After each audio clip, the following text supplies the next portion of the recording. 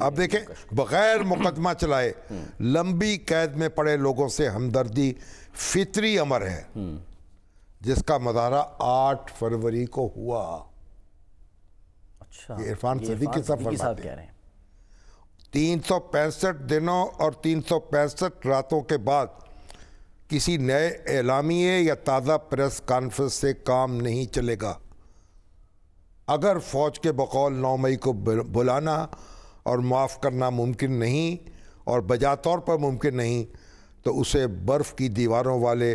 سرد خانوں میں پھینک دینا بھی کار دانش نہیں۔ یعنی ہم عرفان صدیقی صاحب آپ یہ عرفان صدیقی صاحب کہہ رہے ہیں 8 فروری کو جو انتخابات ہوئے اس میں وہ کہہ رہے ہیں کہ ایک ہمدردی کا ووٹ ملا ہے پی ٹی آئی کو۔ اب آپ دیکھیں ہم ابھی تک اس بحث میں مبتلا ہیں کہ یہ ان کے خلاف مقدمے سول عدالت میں چلنے چاہیے یا فوجی عدالت میں چلنے چاہیے۔ بالکل اور اتنا لمبا وہ ایک قسم کا ریمانڈ ہو گیا نا، یہ کون سا انصاف ہے اور کون سا قانون ہے کہ لوگ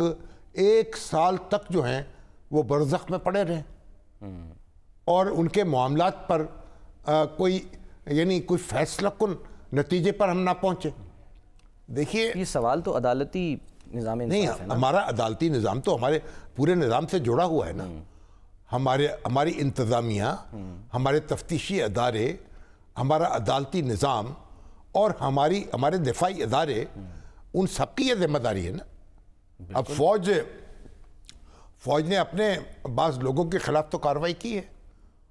اور یہ اب کہا جا رہا ہے کہ یہ تو چیف آف آرمی سٹاف جو ہیں ان کی تقرری کو روکنے کے لیے یہ سارا کام کیا گیا اور یہ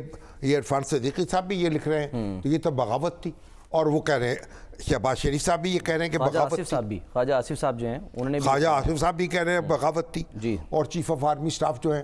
مقرر کرنے سے عاصم منیر صاحب کو مقرر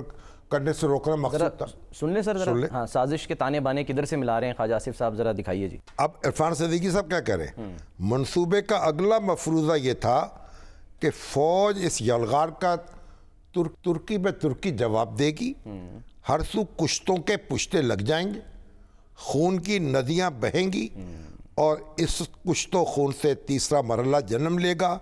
فوج کی صفوں میں اشتعال اٹھے گا اور پہلے شریک منصوبہ سرپرست پوری قوت سے متحرک ہوں گے، بغاوت کا لاوا پھوٹے گا جو جنرل عاصم منیر سمیت سب کچھ بہا کر لے جائے گا اور ایک نیا جرنیل مسلط سنبھالے گا اور عمران خان عسکری بگی میں سوار ہو کر وزیر اعظم ہاؤس پہنچیں گے۔ انقلاب مکمل ہو جائے گا اور مخالفین کے ساتھ وہی سلوک ہوگا جو کسی بھی کامیاب بغاوت کے بعد کامران لشکری ہار جانے والے مخالفین سے کرتے ہیں۔